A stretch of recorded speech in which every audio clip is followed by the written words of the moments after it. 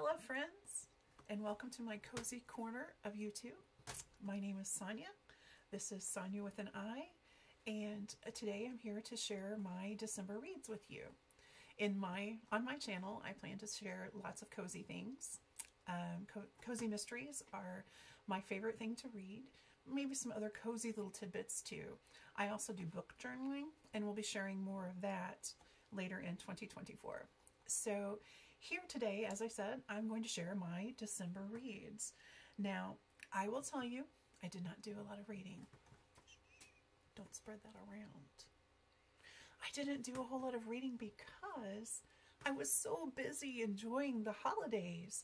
I spent time with family and friends and my wonderful partner in life, Dan, and I just was mindful in the moments. And I'm thankful for that. I had a wonderful holiday. I hope that you had a wonderful holiday too. If you did, make sure you share in the comments. I'd love to hear about some of your fun adventures, holiday adventures. So here are a few of my December reads. I'm not disappointed in the quality of the books that I read in December. It's not as many as I normally read. In December, I read 5 books. My average is usually about 15 to 20. And so I felt like I was a slacker reader. Now, if 5 books is a good amount for you, then way to go. This is not comparison. We're not here to compare. We're here to share. But for me, it was just not my normal reading month. But I will share the few books that I did read. So let's get on that. The very first book that I started in December with was The Snowman Killer by Wendy Meadows. It is Alaska Cozy Mystery. It is, I found it on YouTube. I don't know if the author just puts the work on there. It was read by AI. I didn't find this very memorable. It had an interesting concept. The main character is a thriller writer, and she notices that in her thrillers, she always wrote that there was a snowman with a leather jacket, and then she notices the snowman shows up with her in her front yard, and where she's living and what she's doing, she's very anonymous, so people do not know she is this author. You know, beyond that, I didn't find it really very memorable. I don't regret reading it, but I don't think I will continue the series. It was short, it was sweet, it was what it was. It just wasn't a favorite of mine. So I love the cover. The cover was the reason that I read it, because I thought it was cute, but it just didn't work for me. The second book I read in December was Apple Cider Slaying, a cider shop mystery by Julie Ann Lindsay. I will have to say I have been on a Julie Ann Lindsay train this year. I read the Tea by the Sea, the Seaside Tea Shop. I never remember the right, but it's by Bree Baker. I've read, which is also Julie Ann Lindsay. I have read the Christmas Tree Farm series, which is also by Julie Ann Lindsay as Jacqueline Frost. So this is my third installment of a Julie Ann Lindsay series.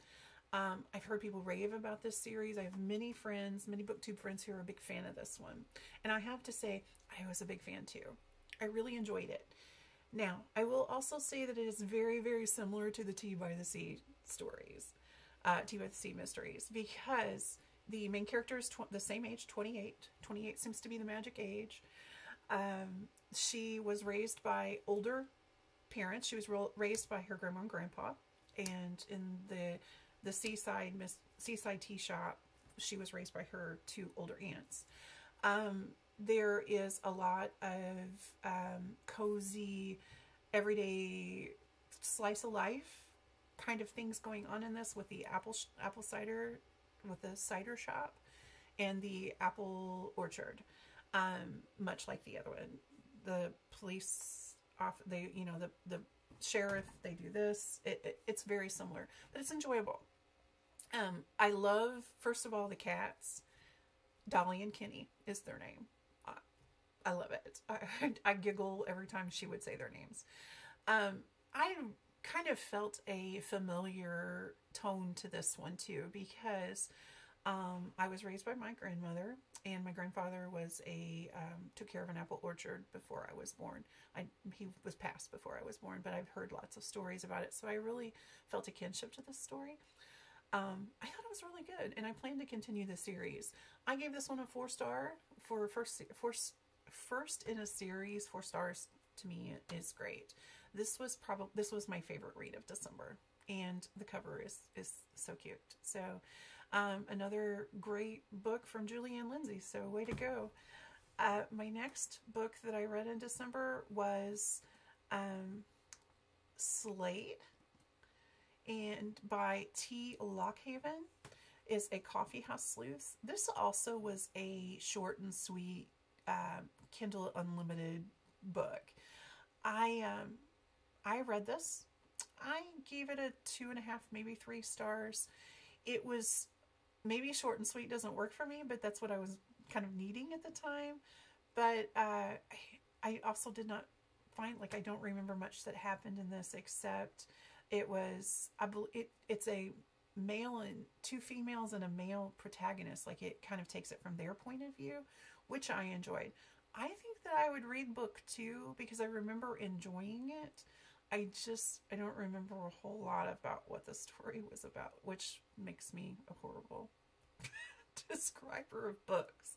I apologize for that. Like I said, I would probably go on with this series. So give number 2 a try. I usually try to do 3 books in a series to see if I like it, especially short ones, unless I just didn't feel anything at all. So I did like the protagonist, and I like the setting. I like the winter and the Christmas. It worked for me at the time. So my 4th read was an Agatha Christie book. It was the first of the Hercule Poirot series, The Mysterious Affair at Styles. I had never really read an Agatha Christie before. And then there were none I'm very familiar with, like from school and people talking about it, but I've never really just sat down and read an Agatha Christie book. I did, and this was enjoyable. I really liked it. I love Hercule Poirot's personality. Like, he's Mr. Perfectionist and he has to look perfect all the time, and his mustache, I really enjoyed this. I also was very surprised that I did not find this real dated. This book takes place in the 1930s, almost 100 years from now. And I didn't have a lot of, like cringy dated things or anything like that. It was really enjoyable. I think that I'm definitely going to move on. Like, I'm going to read the second one. In this story, it's told from the point of view of not, I always thought they were told from the point of view of Hercule Poirot, but it's not. It's told by a friend of his. And this friend goes to live with this family in it's Styles Manor. And the mistress of the manor has just married a much younger man. And her stepchildren, who are adults, who live in the manor as well, are not happy about this. And, of course, then she ends up dead, and then, there's a mystery afoot. So I really enjoyed this one. And if you have not read an Agatha Christie and you want a good place to start, I think this was a good start. I really enjoyed it. I gave it a solid 4 stars. As I said, I will definitely read this again. I was just so surprised. I really thought, I know Agatha Christie is a good author. Totally understand that. But I really thought that it would be dated. And I didn't find it all that dated. Maybe I'm the dated one.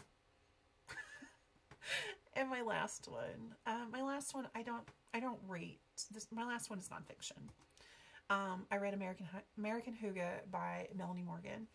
I am, as you can tell from my channel, I love cozy things. I like my house to be cozy. I like to do cozy. I have cozy practices, and my decor, my style is very Scandinavian, very Hygge. Anything that has to do with being cozy and comfortable. And I had a reading sprint at Storm Reads on her channel on Monday, which she does every Monday night if you ever want to check it out. They were discussing how cozy tends to be the buzzword this year, especially in books, and how everything is now cozy and whatnot. And I love that in a lot of ways, because I think that being cozy means that we slow down and we become more mindful and we enjoy the little things. And I think that that creates a better quality in life. And so before I even went to the reading sprint, I did read this. I read it in an evening. It wasn't very long. It's basically how you bring coziness into your space and into your relationships, and how why Denmark is the happiest country in the world. And I enjoyed this. It's a very good kind of introduction, which I was already really familiar, so some of it was a skim and scan. I gave it a solid. I don't really rate nonfiction, because to me nonfiction is too subjective.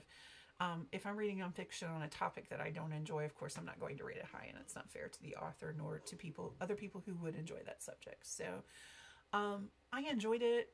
If you are interested in coziness or the Hygge movement, or being more mindful, slowing down, slow living, that sort of thing, this book is a good start. Like I said, it seemed very like a beginning sort of thing. It was good for reminders for me about making sure, being present in mind, and how I can warm up a space, and things like that. So that was a great book to read.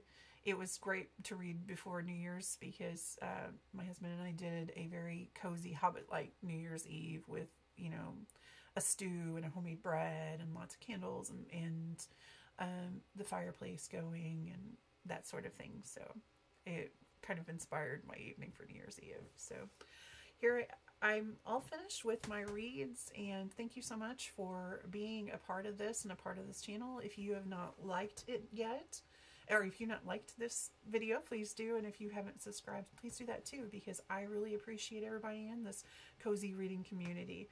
I have a lot of ideas and things that will be coming for this channel, and more videos to come, so stay tuned. And if you share what you read.